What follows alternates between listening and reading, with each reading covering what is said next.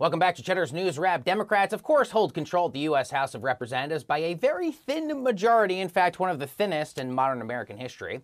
And if history is to be believed, they will likely lose that majority in the 2022 midterms to the Republicans. But the GOP may not even really need to run a bunch of competitive races in order to win back the gavel, because Republicans control so many state legislatures, not Congress, the state level. And so redistricting process that is going to start soon after the new census data gets released is likely going to give Republicans the majority before, in a way we really haven't seen in quite some time. Join us now for more is Professor Samuel Wang, director of the Princeton Gerrymandering Project. Professor, so good to have you. There are fewer topics that I love to nerd out more about than gerrymandering and redistricting, especially for the next 12 to 18 months. We know Democrats won the last two House elections in terms of overall popular vote, but the GOP won both midterm elections when they are out of power. You think back to former President Obama famously saying, we got shellacked at the midterms. What are your expectations in terms of overall House votes? What can we expect coming up? Well, under usual conditions, it is generally the case that the party that holds the White House usually loses seats at the time of midterm elections.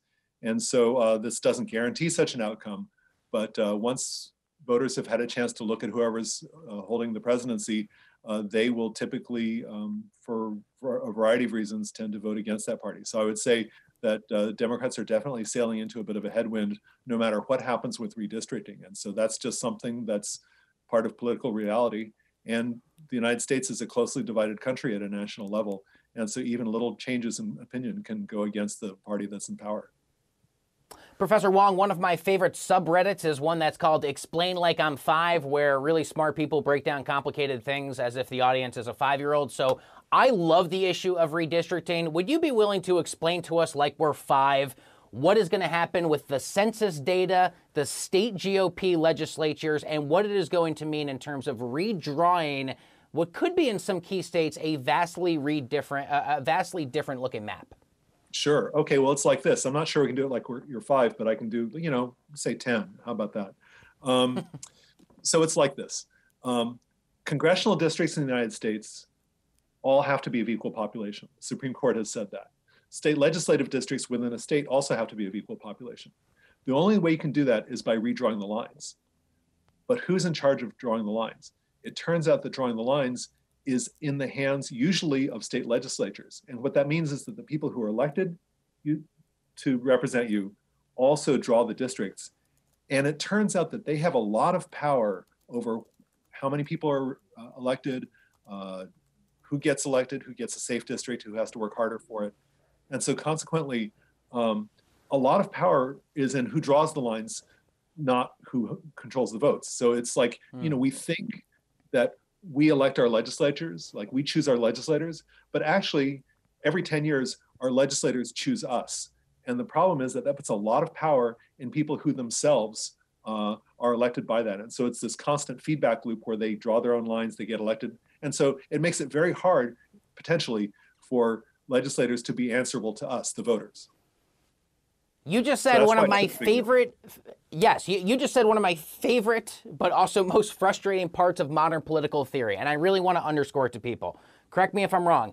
We all think that people pick our politicians, but you're making the case that because of this, every 10 years, politicians kind of get to pick their people. They kind of get to pick their voters, where they live, and make best case guesses on how they're going to vote. Is that a fair reading? That's right. And in a few states, that's not the case. In California, Arizona, recently in Michigan and Virginia, which is fantastic because those are places where there were some fairly bad gerrymanders. Voters have taken it out of the hands of the legislatures and the legislators and taken partial control themselves through citizens commissions. So in a handful of states, maybe no more than 10 states nationwide, commissions have taken this over. But yeah, that self-dealing quality is part of American politics. And it's tough because it means that it's really hard to take power. It's one way that you can take power away from legislators who aren't up to the job. And yet there's this bug in the system where they end up being able to stay in power. And if I'm not mistaken, for this next cycle here, Professor, as if things were not already difficult enough for Democrats, They are expected to lose seats because of congressional reappropriate. I mean, they're basically, the numbers have changed in the last 10 years, demographics and populations. Democrats are expected to lose seats in Congress in California, in Illinois, and in New York. And surprise, surprise for Democrats, there are some states that will be adding seats in Congress, namely Texas and Florida. Those will likely be Republicans. So how are we expecting the numbers in the House of Representatives to skew even more against the goals of Democrats here because of redistricting?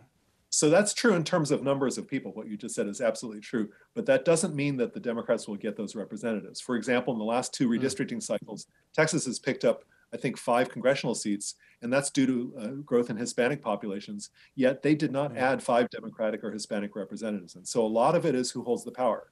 When you add up all the places that you added up, plus places like Alabama, where Republicans are probably going to lose a seat due to losing people, if you add it all up, it's hard to say for sure, but I would say Republicans will pick up maybe 3 seats in Congress purely based on where the populations have risen and fallen. And then you add on top of that aggressive partisan redistricting in places like Texas, like Florida, and some other states, maybe North Carolina.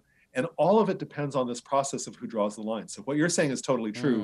It gives the Republicans a few seats, plus whatever they can squeeze out of aggressive redistricting.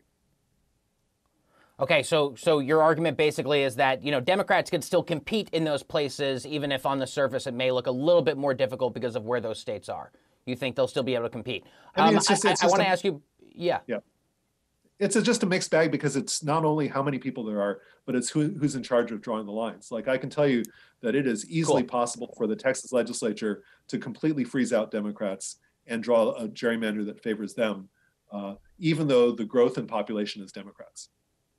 You know, one thing that I don't think people quite grasp is that if you look at the makeup, let's say, of the modern U.S. Senate, in terms of the popular vote, we always talk about the popular vote for the presidency. We don't frequently talk about the national popular vote for other seats in Congress.